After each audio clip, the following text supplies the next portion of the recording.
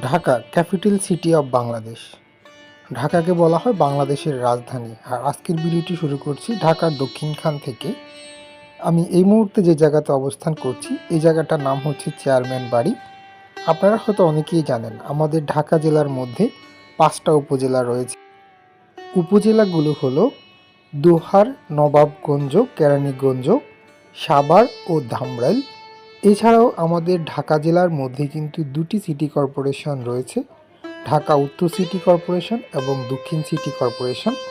দক্ষিণখান এই জায়গাটি উত্তর সিটি কর্পোরেশনের আওতাধীন একটি জায়গা। আমি চেষ্টা করব আজকের ভিডিওর মাধ্যমে দক্ষিণখানের চেয়ারম্যান বাড়ি এবং এর আশেপাশের কিছু দৃশ্য আপনাদেরকে ঘুরে দেখানোর জন্য।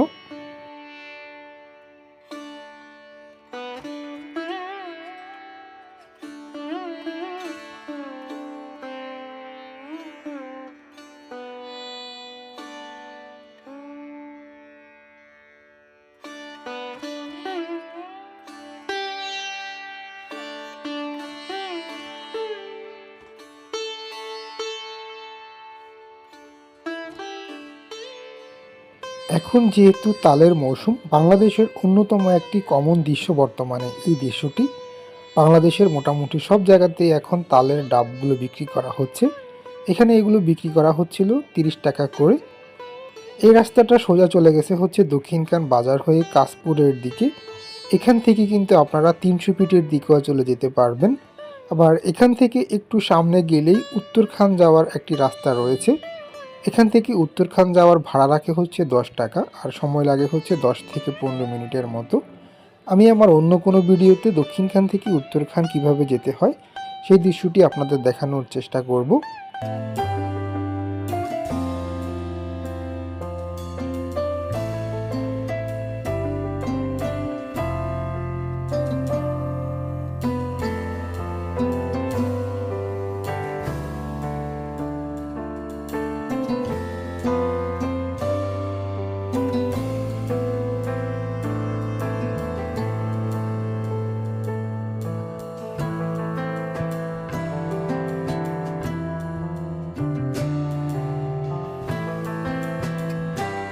এই রাস্তার দুপাশেই কিন্তু ভ্যান গাড়ি নিয়ে দোকানিরা বিভিন্ন ধরনের পণ্যদ্রব্য বিক্রি করে, যেমনটা হয়তো দেখতে পাচ্ছেন এখানে কলা বিক্রি করা হচ্ছে।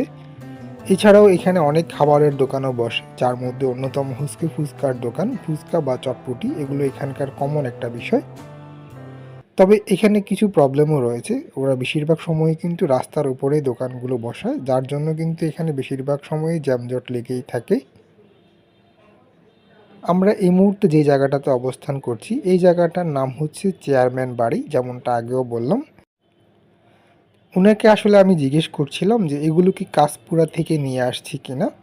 দক্ষিণখানের ঠিক পরেই হচ্ছে কিন্তু কাশপুরা। আর ওই জায়গাতে কিন্তু বিভিন্ন ধরনের শাকসবজি পাওয়া যায়, যেগুলো ওনারা পরবর্তী সময়ে দক্ষিণখান এবং এর আশেপাশের যেসব মার্কেট রয়েছে এই মার্কেটগুলোতে বিক্রি করে।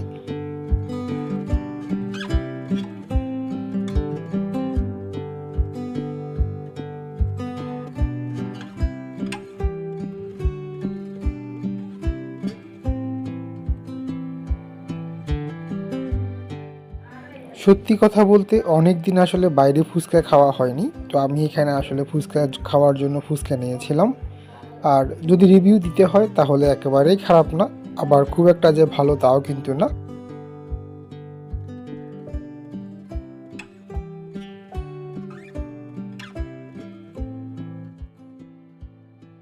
বলছিলাম আমি এই মুহূর্তে এখানে খাওয়ার জন্য ফুচকা নিয়েছিলাম, আর এই ফুচকাগুলো দেখে হয়তো মনে হচ্ছে খুব সুস্বাদু হবে, কিন্তু আসলে সত্যি কথা বলতে এগুলো অন অ্যান অ্যাভারেজ ছিল, খুব বেশি একটা যে ভালো তা কিন্তু না। এছাড়াও এখানে ঠিক পাশেই আবার পানিপুরি পাওয়া যায়, ঝালমুড়িও বিক্রি করা হয়।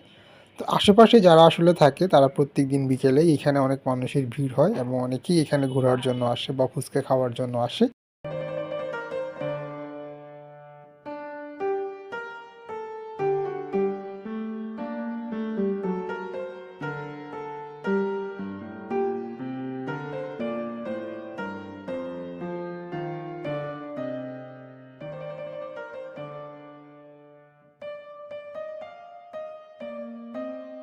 যেমনটা বললাম, আমরা দক্ষিণখান বাজারের ঠিক কাছেই অবস্থান করছি। আর যে জায়গাতে অবস্থান করছি এই জায়গাটার নাম হচ্ছে চেয়ারম্যান বাড়ি। এখান থেকে ঠিক হাঁটা পথের দূরত্ব দক্ষিণখান বাজার, জাস্ট 1 মিনিট হাঁটা পথের দূরত্ব বলা চলে। তো এখানে যেমনটা বলছিলাম যে পানিপুরিও পাওয়া যায়। আপনারা হয়তো দেখেও বুঝতে পারছেন এখানে বিভিন্ন ধরনের কিন্তু এখানের পানিপুরির ব্যবস্থা রয়েছে।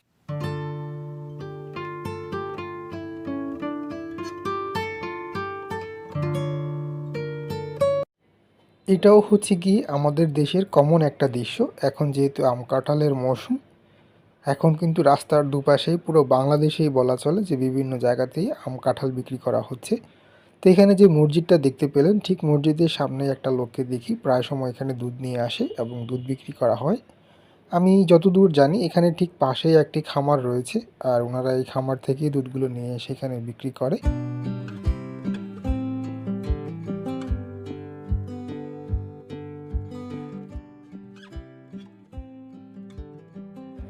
এখানে মসজিদের পাশেই দেখতে পেলাম যে একটা দোকানে এই লাঠিগুলো বিক্রি করা হচ্ছে।